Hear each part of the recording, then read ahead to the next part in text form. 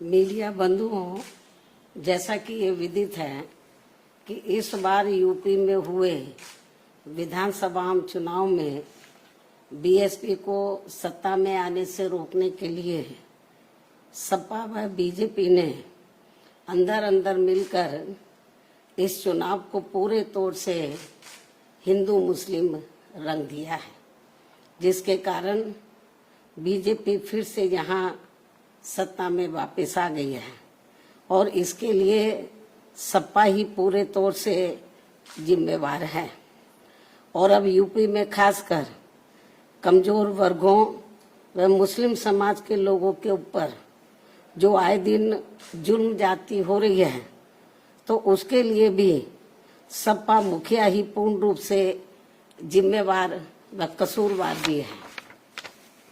और अभी भी ये किस्म किस्म की अफवाहें फैलाने से बाज नहीं आ रहे हैं, जबकि अब तो इनको अपनी बचकानी व घिनौनी राजनीति बंद करनी चाहिए।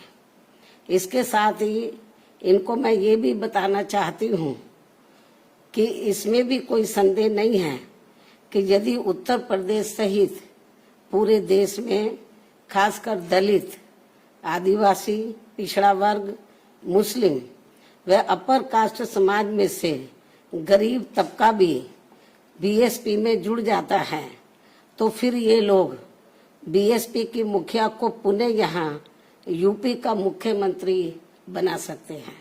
और इतना ही नहीं बल्कि आगे चलकर देश का प्रधानमंत्री भी बना सकते हैं, क्योंकि इन वर्गों के वोटों में बहुत बड़ी ताकत है, बशर्ते यदि ये लोग एकजुट होकर बीएसपी से जुड़ जाएं और चुनाव में किसी भी प्रकार से गुमराह ना हो, किसी भी प्रकार के बहकावे में ना आए। इसलिए मैं अपनी जिंदगी में यूपी की फिर से मुख्यमंत्री बनने व आगे चलकर देश का पीएम बनने का ही सपना देख सकती हूँ, लेकिन देश का राष्ट्रपति बनने का तो सपना मैं कभी भी नहीं देख सकती हूँ। ये भी मैं इनको बताना चाहती हूँ, क्योंकि मैंने अपनी पूरी जिंदगी ऐश व आराम के लिए नहीं बल्कि बाबा साहब डॉक्टर भीमराव अंबेडकर एवं मान्यवर श्री कांशीराम जी के बताए हुए रास्तों पर चलकर व कदम कदम पर कड़ा संघर्ष करके इनके अनुयायियों को व खासकर दबे कुचले लोगों को अपने पैरों पर खड़ा करने के लिए समर्पित किया है। ये भी इनको मालूम होना चाहिए।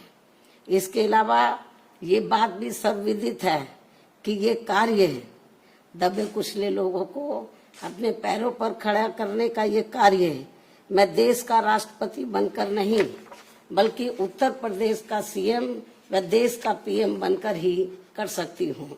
इसलिए सपा के लोग अपने राजनीतिक स्वार्थ में मुझे जबरदस्ती राष्ट्रपति बनाने का जो सपना देख रहे हैं, तो उसे इनको भूल जाना चाहिए, कोई फायदा नहीं।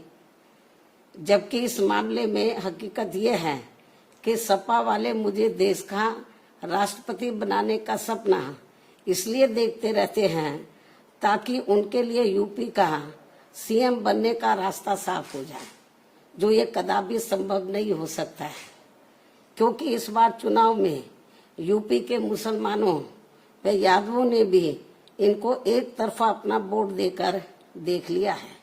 इनका कई पार्टियों से किया गया गठबंधन भी इन्होंने देख लिया है, लेकिन इसके बावजूद भी सपा अपनी सरकार बनाने में कामयाब नहीं हो सकी है।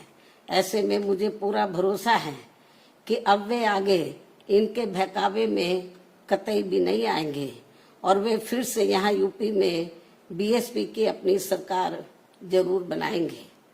वैसे भी अब सपा मुखिया को ये एहसास हो चुका है कि आगे किसी भी चुनाव में अब ये लोग इस पार्टी के बहकावे में कतई भी नहीं आएंगे और ऐसे में अब ना ही आगे सपा कभी भी यहाँ सत्ता में आसीन हो सकती है। इसलिए अब वो विदेश भागने के भी फिराक में है, जहां उसने पहले से ही अपना काफी बंदोबस्त कर लिया है। ये भी इनके बारे में प्रदेश में काफी जोरों में आम चर्चा है।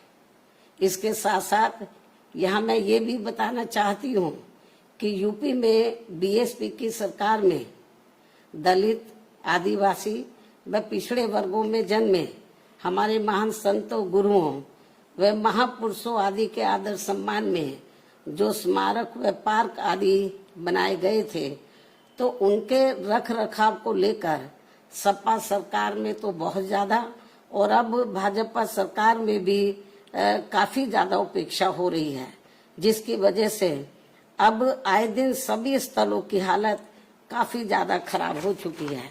और इस मामले में फिर से मैं वर्तमान भाजपा सरकार का ध्यान आकर्षित कराने के लिए और इस मामले में फिर से मैं रिपीट कर रही हूँ, बहुत इम्पोर्टेंट है क्योंकि मीडिया बहुत गलत तरीके से इसको हाईलाइट कर रहा था।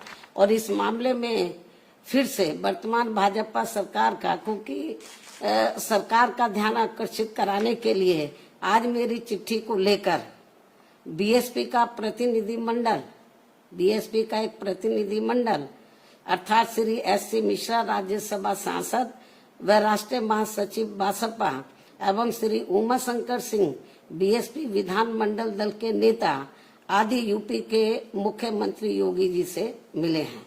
इन स्थलों को लेकर इस संबंध में मैंने चिट्ठी लिखी मुख्यमंत्री जी को और इन दोनों को मैंने भेजा, आप चिट्ठी लेकर जाओ और उनको डिटेल में इन स्थलों की जो खराब हालत है उसके बारे में अवगत कराओ, ताकि इन स्थलों की हालत सही हो जाए। इस ओर सरकार ध्यान दे।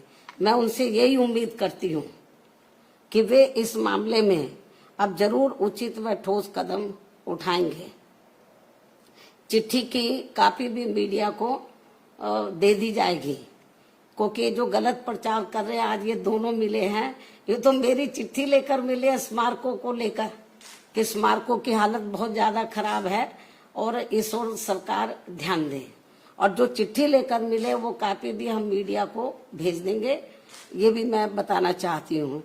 इसके साथ ही इस समय देश में रमजान का महीना चल रहा है, लेकिन जिस प्रकार से इस दौरान बिजली की कटौती की जा रही है, ये सब ठीक नहीं हो रहा है। इस मामले में केंद्र व सभी राज्यों की सरकारें जरूर सख्त व कठोर कदम उठाएं। बीएसपी की ये पुरजोर मांग है। इन्हीं खास अनुरोधों के साथ ही अब मैं अपनी बात यहीं समाप्त करती हूँ। धन्यवाद।